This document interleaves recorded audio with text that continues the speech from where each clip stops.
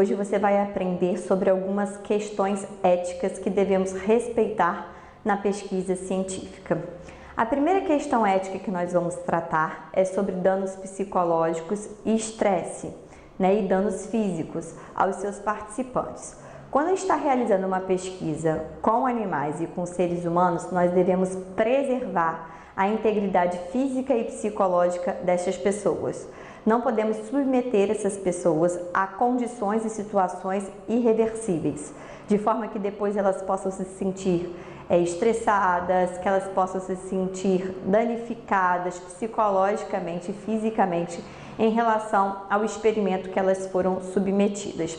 Essa ideia começou com os experimentos de Milgram.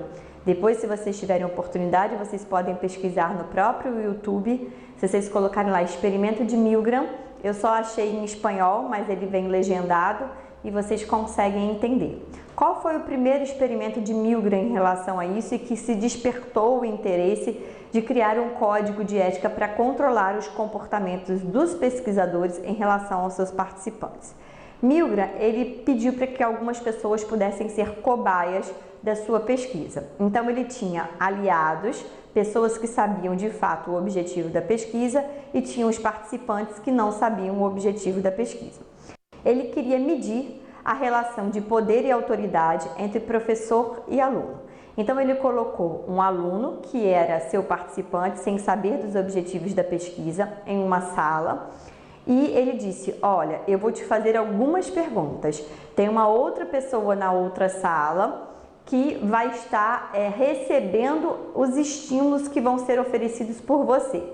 Se eu fizer uma pergunta a esta pessoa e esta pessoa errar a pergunta, você vai disparar um choque para ela. Todas as vezes que ela errar, você vai disparar o choque e a voltagem desse choque vai aumentando com o passar do tempo. Obviamente que o aliado, era a pessoa que estava do outro lado, ele ia respondendo a pergunta de maneira errada. Por quê? Porque Milgram queria medir a relação de poder e autoridade, de obediência do aluno em relação ao professor, mesmo quando ele está sendo submetido a uma situação de dano. E aí a pessoa que era aliada começou a gritar: eu não estou suportando mais, por favor, pare. E aí o professor falava assim: vamos dar continuidade, vamos prosseguir. O participante começou a ficar muito angustiado. O que ele começou a perceber? Eu vou matar essa pessoa, Essa pessoa não vai suportar a quantidade de choques que ela está recebendo.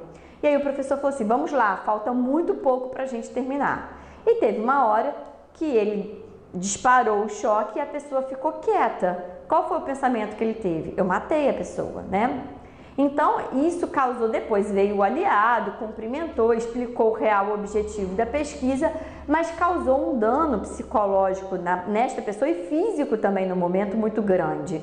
Naquela época ainda não tinha um código de ética que regia a pesquisa, que conduzia a pesquisa.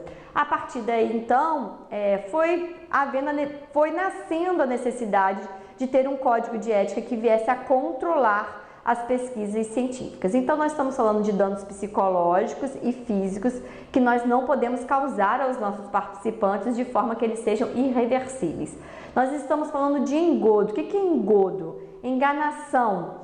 Você não pode submeter as pessoas a uma situação de que elas não saibam o real objetivo da pesquisa. Porém, existem pesquisas que, se ela souber o real objetivo, vai criar uma resposta tendenciosa.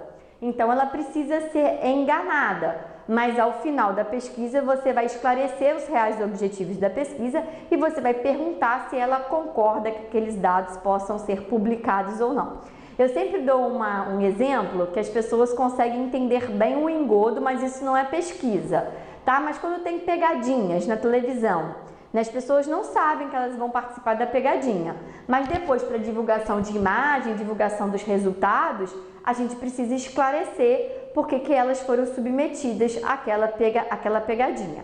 Então, é exatamente isto que acontece nas nossas pesquisas científicas, Além disso, nós temos que, quando a gente tem de idade e pessoas incapazes, nós temos que ter o termo de consentimento livre e esclarecimento, que é TCLE, assinado por um responsável. E aí não precisa ser pai ou mãe. Por exemplo, se você vai num asilo, se você vai num hospital psiquiátrico, é a pessoa responsável por aquele espaço que vai assinar o termo de consentimento livre e esclarecimento. Outra questão ética na pesquisa que devemos levar em consideração é o anonimato e sigilo. Na hora da gente publicar esse material, na hora de divulgar esse material, jamais a gente pode divulgar dados que identifiquem os participantes da pesquisa, ou seja, endereço, CPF, nome completo. A gente sempre vai trazer dados que contribuem para a pesquisa, mas que não invadam a privacidade das pessoas que se colocaram à disposição para participar da pesquisa. Então, nós falamos de 4 questões éticas: danos psicológicos e físicos, engodo, anonimato e sigilo, termo de consentimento livre e esclarecimento assinado por um responsável quando a pesquisa é realizada com menores de idade ou pessoas incapazes. Espero vocês no próximo vídeo. Até lá!